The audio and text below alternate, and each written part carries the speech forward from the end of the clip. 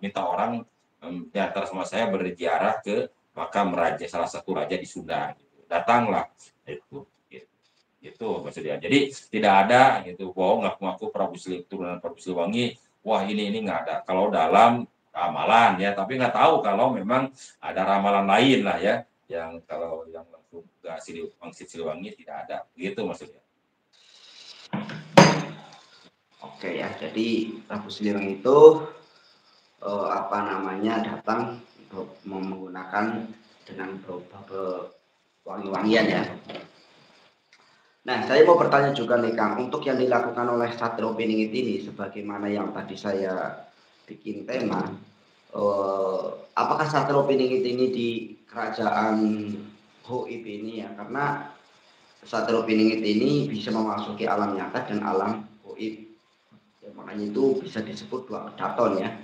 Jadi dua ini ya, dua kedaton Mekah dan Jawa bisa masuk ke alam nyata dan alam goib. Alam goib itu juga banyak juga ya, alam ruh, alam jin, alam malaikat ya, juga alam berbeda-beda. Nah, menurut Kang Anwar sendiri ini apa yang dilakukan ketika Satrio Piningit ini memasuki alam-alam goib ini? Apakah mereka juga mengislamkan para jin atau mengentaskan mungkin orang-orang yang tadi itu menjadi tumbal atau mati tenggelam. Menurut Kang Anwar sendiri itu seperti apa dan bagaimana? Monggo.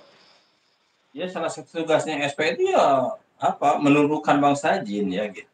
Seperti zaman Nabi Sulaiman lagi gitu. Dia kan dapat mujizat yaitu cincin Nabi Sulaiman. Jadi dia juga punya misi, bukan punya tugas lah, punya tugas dari Allah tuh menaklukkan jin-jin keangkar murkaan. Kan biar keladinya keangkar murkaan sekarang yang ada kekacauan di dunia ini kan dari bangsa jin, yaitu dari iblis kan gitu. Jadi dia tuh salah satu tugasnya ya begitu ya, tugasnya. Jadi bangsa jin itu jelas ditakluk-taklukan ya. Semua ditunduk-tundukkan, semua di satu agamakan lah ya istilahnya. Kalau enggak ya dibunuh lah, dibantai ya, karena biar kalau masih ada bangsa jin setan itu ya pasti kekacauan ya, kemaksiatan gitu. Kejahatan itu akan tetap tidak akan hilang ya, makanya tidak akan dibantu. Menurut saya begitu maksudnya ya.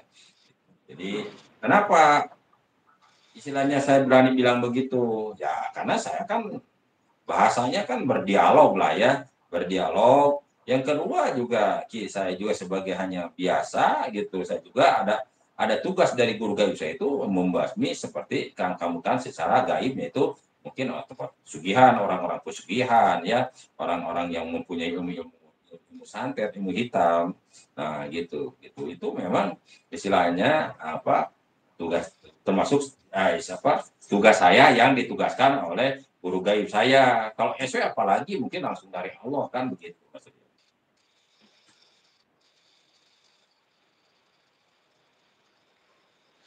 Ya, itu ya. Nah, menurut Kang Anwar sendiri ini ya, untuk secara pada umumnya ini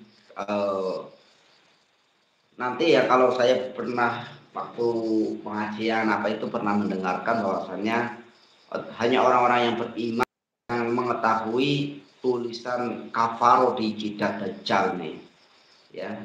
Nah, apakah juga orang-orang yang beriman juga nih yang bisa mengetahui mana yang Dajjal, mana yang Imam Al-Mahdi? Karena nanti Dajjal orang katanya juga akan mengaku Imam Al-Mahdi nih.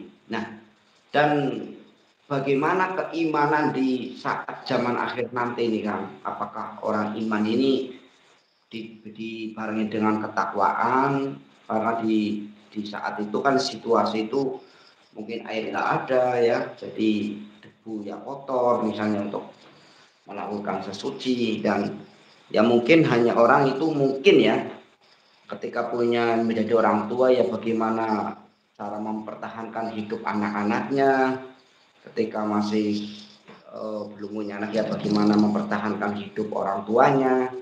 Nah ini kan situasi yang sangat panas, sangat kacau, debu di mana-mana, api di mana-mana ya, kebakaran di mana-mana. Nah, untuk keimanan di akhir zaman itu